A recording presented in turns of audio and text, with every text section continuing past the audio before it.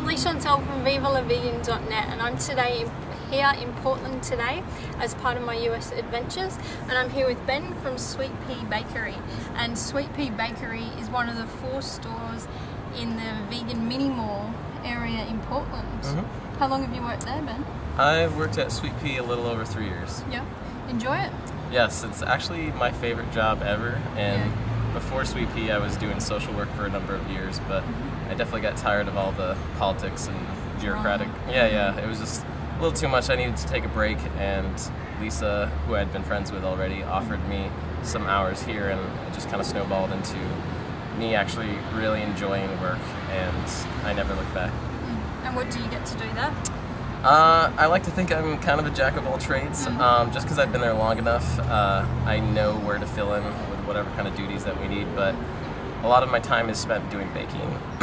I definitely do a lot of the wholesale baking. We fill orders for our wholesale accounts. I decorate cakes, and when needed I can fill in on barista duties, and anything that Lisa really needs help with, whether it be going out and tabling events and stuff like that. Like I've been there long enough that I pretty much know how to do whatever needs to be done. And that's where we met and let live when you were tabling. Correct. I would list Let Live as one of my favorite parts of every year. Oh, cool. That's good. And Sweet Pea Bakery, Lisa, and she runs it, she owns it? Yes, Lisa owns it. I think she's had it going on for a little over 5 years now. She originally started it kind of out of her own kitchen back when she was working at Whole Foods, and then eventually when it took off well enough, she eventually quit Whole Foods and did it full time. And how long have you been a vegan for then? Probably, I don't know the exact date. It was kind of a soft transition for me, but it's been about a little over 5 years now. And what made you decide to become vegan? A lot of the different reasons. I think when I first went vegetarian,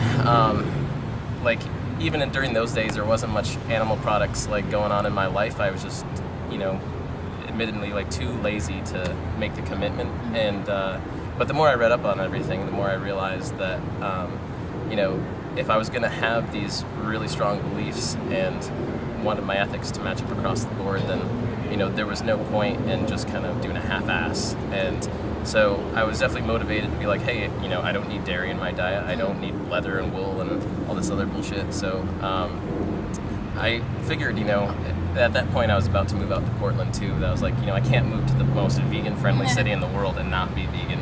So that, along with moving here and having a really great supportive vegan community, definitely helped. And the more that I learned since then, the more I realized that there's no going back. There's no other way. Right. It's definitely a decision that I'm proud of, and I've embraced more because as the years have gone on, I've learned more about topics such as animal liberation and things that weren't in the picture for me when I first went vegan, but I've definitely embraced since then, and it just kind of reinstilled a stronger value for me since.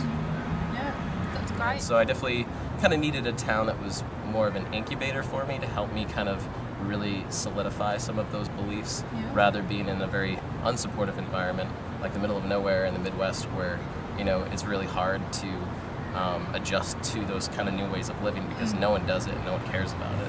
Yeah, Portland's quite open-minded to a lot of things, isn't it? Yeah. It's super liberal compared to pretty much any other town in the US. And in Portland, you notice a lot more people are more environmentally aware. Totally. There's a lot more people that ride bikes and things like that. And I've noticed there's a few of us in Brisbane that have the stainless steel water bottles, but everyone around in Portland seems to have stainless steel water bottles and coffee mugs and things like that, which is really good to see because it's the norm around here. It's always kind of a shock to me now, since I've lived here long enough, that if I see someone getting a plastic bag at the grocery, not bringing their own bags, or if someone's just using disposable stuff. Even Sweet Pea will have people come in sometimes that will get something to go, and then they'll sit down, they'll eat it, and then just throw it in the trash. And it's like, this isn't McDonald's, what are you doing? But, we've all kind of been there at some point. I always try to remind myself, hey, I ate meat for 23 years of my life, and so I gotta, show a little bit of understanding sometimes and try to meet people where they're at, because... Yeah, that's the thing. I think a lot of people, get a bit up on their high horse sometimes if they've been vegan for quite a while. They forget that for most people, have started as vegetarians. Right. Yeah. And you're into the bike riding yourself. Yeah. And where do you go? around Portland? Or? Well, in recent years, I've definitely kind of really been turned on to long distance riding and kind of doing camping along the way. So last summer I spent a lot going back and forth between Portland and the coast and up and down the Oregon coast. And though some of my plans for this summer have kind of been put off for a little bit, I think next summer I kind of want to do complete, at least from Vancouver, BC down to California in different segments. So like on my 3-day weekends, do like a leg of that, come back, go back, start where I left off, and so on. Yeah, good idea.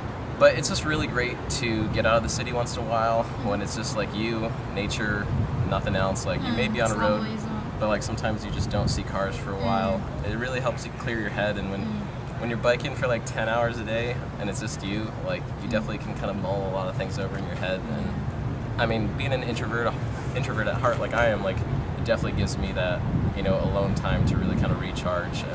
And when I come back, I may be like physically exhausted, but mentally and emotionally I'm like way better off.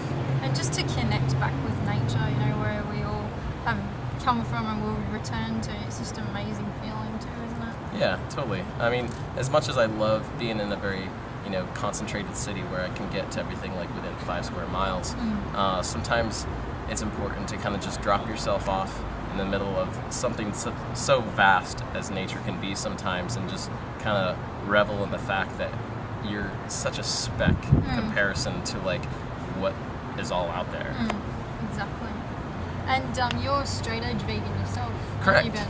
Tell me what exactly is a straight edge vegan? Or what does it mean to you? Well, basically, I see straight edge as living a commitment to not smoking, not drinking, not doing drugs, the whole lot. The whole idea of abstaining from drugs and alcohol is a big part of it, and makes you feel so much clearer, doesn't it? Oh, totally. Like the idea of being able to go out, have a good time with my friends, and then come home the next day and remember everything and have those memories to stay with me. And very recently I went to a birthday party with one of my friends, and she didn't remember any bit of her birthday the next day. No. And I don't know, maybe some people are into that, but I definitely really enjoy my memories that I have with my friends, so I definitely want to hold on to them. And if you need to go, I know for myself when I was younger, if you need to get drunk to enjoy being somewhere, then maybe you shouldn't be going there or hanging out with those sort of people. I think there's so many things that I just love so much about life, and I get that whole natural high off of that. Like, you don't need fake stuff. And I don't know, I did social work for so many years that like the idea of using those things as coping mechanisms just doesn't make sense to me, because I've learned so many other like healthy ways of dealing with it. And when it comes down to it, most of my friends are not straight edge, and I totally respect their choices to live the way that they want to. But I definitely think there needs to be a bit more of understanding within our culture that someone can choose not to drink and it shouldn't be that big of a deal. The whole notion of like it's okay not to drink, I think really needs to become a more popular idea, because I think so many kids are brought up in the fact that that's what you have to do. Yeah, I think like the big part of straight edge is people kind of rebelling against the extremities of the other side of just people who just have wasted their whole lives on it. And people have their own reasons for it. Some are really personal because like they grew up in a family where that was a big problem. And then other people, it's very political, and they realize that what all the beer companies and cigarette companies do, and you can even like relate a lot of that to veganism as well. And animal rights and animal testing and Totally. And I think that, whether it be like my views on environmentalism and biking and veganism and straight edge and all this stuff, all of it kind of comes together at some point, for me at least, where if my ethics aren't matching up across the board, I feel like a huge hypocrite, and it's something that I continually address over my life. Like there's always room for improvement and stuff, but you really at least need to like be constantly working on something, I feel, because if you get to the point where you're just like, nah, I think I'm it. I'm perfect. Like then it's just like, well, what good are you? Well, like no one is, are they? So we really should be challenging each other and trying to kind of make more of a difference, even if we all just end up as compost in the end. It's totally okay. Well, thank you very much, Ben, for taking the time to have a deep and meaningful conversation with VivaLaVegan.net. And what's the website for Sweet Pea? It's www.sweetpeabaking.com. Cool. Everyone who works down here is super legit. I've been friends with them for a while, and it's a great little community down here. Yeah, I'm definitely excited that when people visit Portland for the first time, like that are vegan, usually like this is usually like the main spot they want to come and visit. Yes, totally the hub. You know, though, in Australia, we're told, oh my God, when you go to Portland, there's this huge supermarket or huge mall of like all these vegan stores, and I get here and there's 4. Yeah, not like discrediting the 4 stores whatsoever, but I'm expecting this huge. Yeah, it gets a lot of hype. Supermarket. It is cool, but like I think some people have imagined it to be something else. But it's the beginning of something awesome, in my opinion.